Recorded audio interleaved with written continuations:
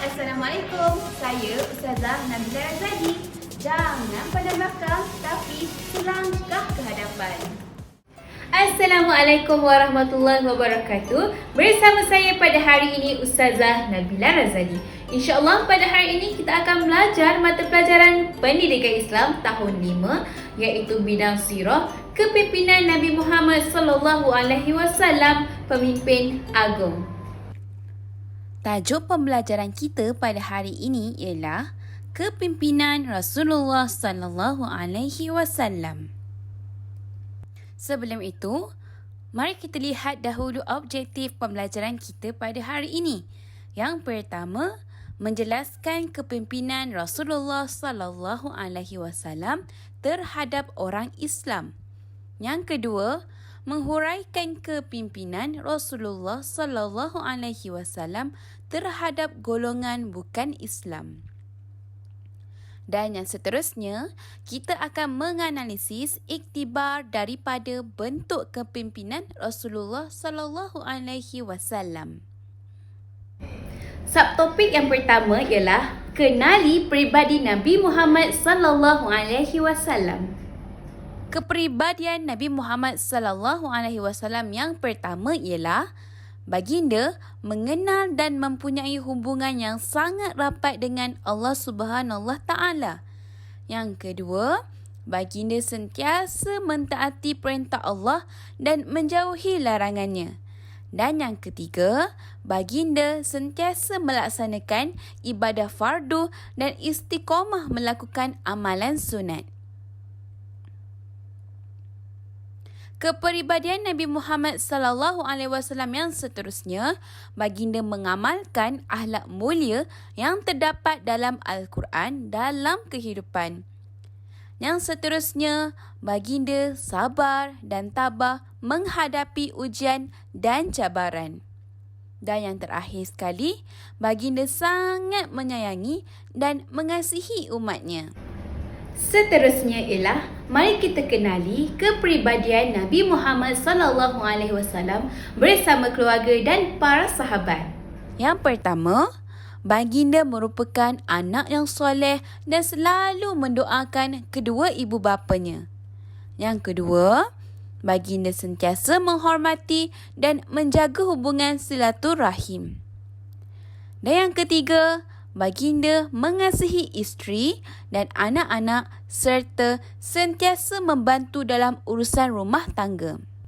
Yang seterusnya, bapa yang bertanggungjawab dan sentiasa mendidik anak dengan penuh kasih sayang. Dan yang seterusnya, baginda merupakan datuk yang penyayang dan sabar melayani cucunya. Dan yang terakhir sekali, baginda memanggil sahabat dengan gelaran yang baik. Yang ketiga, mari kita kenali kepribadian Nabi Muhammad sallallahu alaihi wasallam bersama masyarakat. Yang pertama, baginda sangat menghormati dan mengasihi orang tua dan juga kanak-kanak. Dan yang kedua, baginda sentiasa membantu mereka yang memerlukan. Dan yang ketiga, baginda sering menziarahi orang yang sakit.